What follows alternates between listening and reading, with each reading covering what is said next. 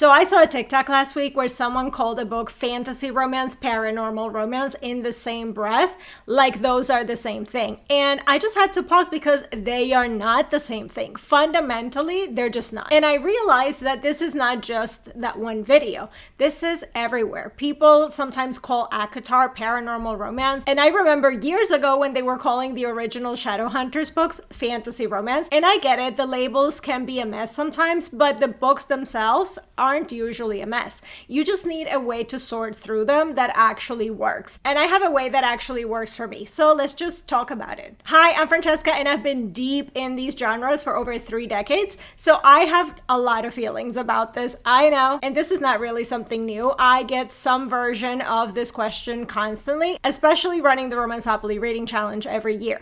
Is this PNR? Is this fantasy romance? What even is romantasy? And every time I answer it, I think I really need to just make a video, because the thing is, it's not just about a definition. I actually have a way that you can sort through books so that they land in the right subgenre in like 30 seconds. It's really not that deep and it's really not that complicated. It's just basically 3 questions. So the first thing that I always ask, and honestly, this single question will sort out like half of the confusion immediately, is just, what is the setting of the book? Like, where are we? What world is this book set in? Because that one thing will tell you so much. So if we are in a completely made up world, like with fictional kingdoms or whatever, you're already on the fantasy side. So basically you're in fantasy romance or romantic fantasy territory, and we're going to sort through those in a minute.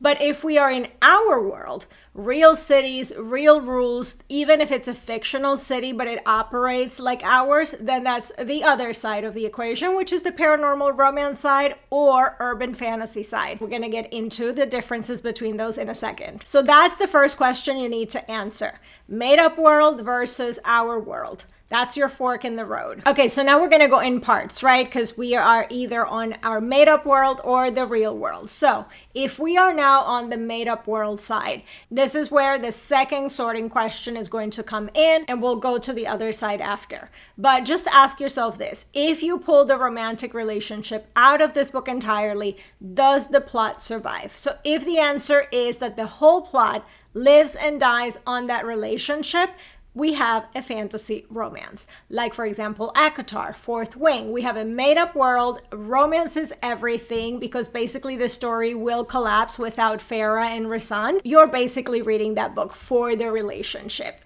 That's definitely fantasy romance. But if you took the romance out and you still have this whole epic political story, this whole deep, detailed world, the whole journey basically, then that's a different thing. That is a romantic fantasy, or I also see people calling it a fantasy with romance, whatever you want to call it. I think a great example of that is Kushiel's Dart by Jacqueline Carey, which does have a love story in it. The love story is real, it deeply matters, but Phaedra's story is a complete political epic with or without it. And Jacqueline Carey did not write a romance novel, but she did write an epic fantasy that happens to have one of the greatest love stories in the genre. And before we cross over to the paranormal romance side, which is our world, let's talk a little bit about romantasy for a second, because this is where I think a lot of people get confused. Romantasy is not a separate genre, in my opinion. It's a marketing term, because fantasy romance has existed for years, decades even. But the term romantasy exists because publishers needed a signal to tell the book talk readers that yes, this is a fantasy book, it has romance front and center, and there is steam. And honestly, I do think that that is a signal that is useful for readers. I'm not saying it's not, but spice level is not a genre marker. World building depth is not a genre marker. So those are spectrums within a genre, not indicators of a new genre. So for example, we have Side Changeling series by Nalini Singh, which has incredibly complex world building. It's a paranormal romance. But then you have something like the Haven Ever After series by Hazel Mack, which has a much simpler world building and a little bit of steam as well, but it's still paranormal romance. You don't need to invent a new genre every time the world building or the spice flavor changes. But I digress. So now let's move on to the other side, which is our world. Real world rules, real world setting. Even if it's a fictional city, it still operates like our world does. So the first thing we need to know and to make sure is that this is not a contemporary romance, right? Because we're in our world. The first thing we need to ask ourselves to make sure that this is not a contemporary romance is, are there paranormal creatures? If the answer is yes, then you are firmly in a paranormal romance or an urban fantasy. So we can now proceed.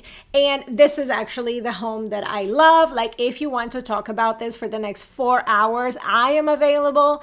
Anything with a mix of paranormal element and our regular world, I am there whether there is spice or not. So anyway, the next logical question is the romance question. Same as we did with fantasy. If you remove the romance, do you still have a complete plot? If the answer is yes, and you're able to remove the romance and still have a full plot, then you have an urban fantasy.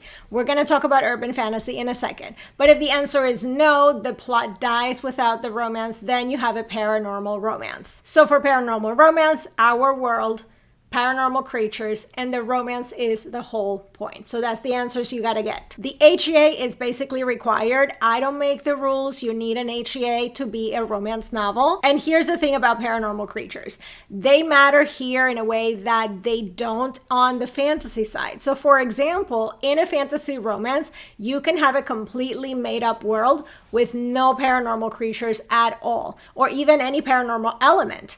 And it would still be a fantasy romance because it hinges on that made-up world. But in a paranormal romance, the supernatural element is the part that defines it, because if you are in our world and there is no creatures, there is no PNR. It's just a contemporary romance. So, for example, if we take Dark Lover by J.R. Ward, we have our world, vampire warriors. The romance between Wrath and Beth is everything. You are reading that book for the relationship, even though there's a lot of world building in the series. It is still PNR. If you pull Wrath and Beth out, what's left? A vampire warrior standing in the dark, just being sad and broody? There's not enough plot developed for the plot to survive without the romance. Or, for example, Slave to Sensation by Nalini Singh. We have our world, shifters and psychics, Sasha and Lucas, and the romance drives every single page in that book. PNR. Or one of the classics, A Hunger Like No Other by Cressley Cole, which is our world and completely unhinged in the best way with a menagerie of paranormal creatures. But you can't take out the couples out of each one of the books. PNR. So now then let's get to urban fantasy, because I do think that this one trips up a few people because it looks so similar to paranormal romance on the surface. It is same world, it is the same paranormal creatures, but the only difference between these is the romance is not the main engine that's telling the story, even though there are some urban fantasies that are quite heavy on romance. So here's an example from years and years ago. The Shadowhunters series, especially the first few books.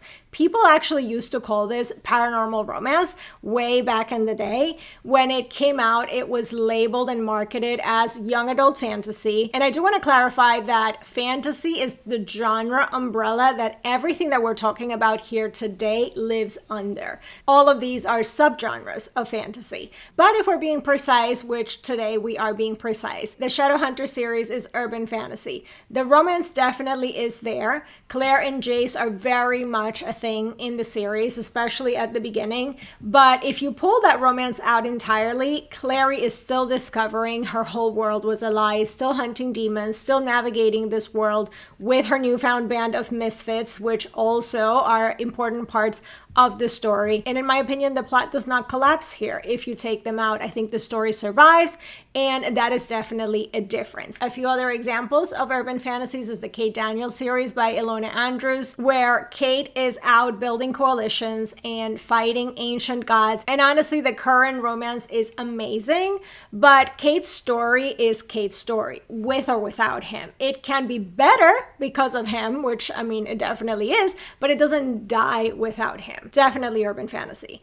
Or then we have Mercy Thompson by Patricia Briggs. It's the same calm. It's Mercy's world, it's Mercy's plot, it's Mercy's identity, and the romance is there to enrich it, but not define it. Now then we have something like the Night Hunter series by Janine Frost. Now this one is quite interesting because Cat and Bones are so central to this series that it feels like PNR. And the romance absolutely matters across this whole series, but the individual books are very action and plot driven first. So the series definitely delivers an HEA, but the books themselves really read like an urban fantasy. So I think series like these are definitely more of the crossover reads for urban fantasy and PNR, but this I would definitely classify as an urban fantasy first. However, we also have urban fantasies that don't have to have any romance in them. Like for example, the Dresden Files by Jim Butcher, the Iron Druid Chronicles by Kevin Herney. So the takeaway here is that there can be varying degrees of romance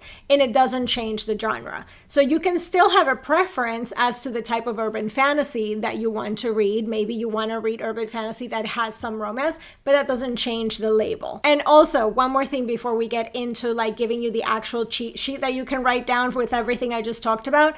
What about vampire romance and shifter romance and monster romance? Because I do know that that's going to be coming. All of these are treated as genres or subgenres because that's easy for marketing, but they are also tropes. They are flavors within genres.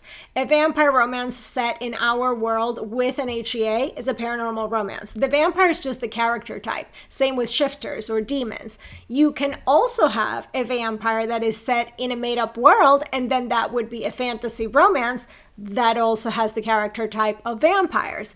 Monster romance can be slightly different because it has become a recognizable signal, but even here, the setting rules apply the same because a monster romance is just the character type. A monster romance in a made-up world is a fantasy romance. Monster romance in our world is paranormal romance. And a monster romance in space is sci-fi romance. The monster is the character type, not the genre. I actually have a whole video on the difference between genre, tropes, and category because that is definitely a rabbit hole that can go really deep. And I'm going to leave that linked if you want to watch it. But back to that TikTok that I saw.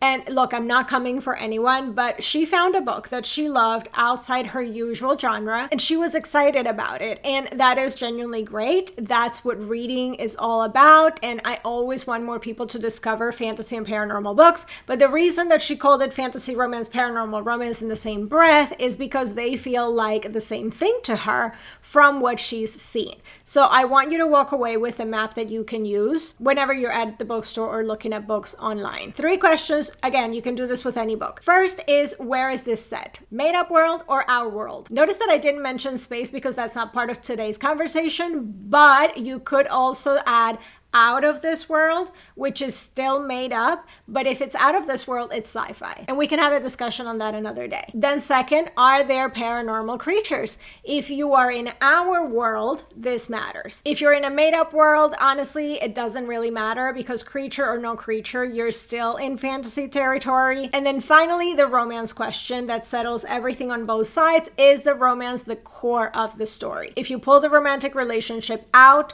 of this book entirely, does the plot survive? If the plot dies, it's a romance subgenre, meaning it's a fantasy romance or paranormal romance, depending on your answer to the first question. And if the plot survives, you're either in romantic fantasy or urban fantasy. And that's it. 3 questions. You don't need any other labels on the cover. You don't need any book talk video to tell you. You have the map, you can figure it out for yourself. Setting first, paranormal element next, and romance importance third.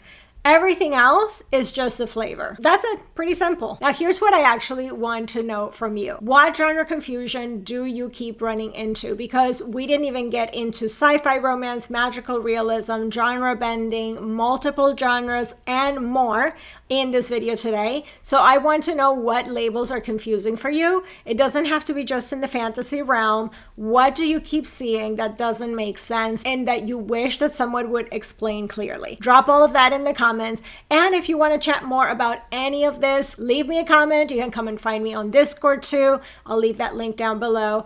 And if this gave you something useful, if you're going to use that checklist next time you're scrolling, then hit that like button because it genuinely helps more people find this. And if you want to keep going down the rabbit hole, I have full guideposts for both fantasy romance and paranormal romance on the blog with reading lists, subgenre breakdowns, books that I would hand you first in each category. So everything is linked in the description. Also, one more thing, next week we're going to be going back to 1972. There is a book that some people call the grandfather of dark romance. I mean, I am some people, and we need to talk about whether it holds up, what it started, and why readers still have feelings about it 50 years later. So join me for that chat next week. Make sure you're subscribed, and I'll see you in the next video. Bye!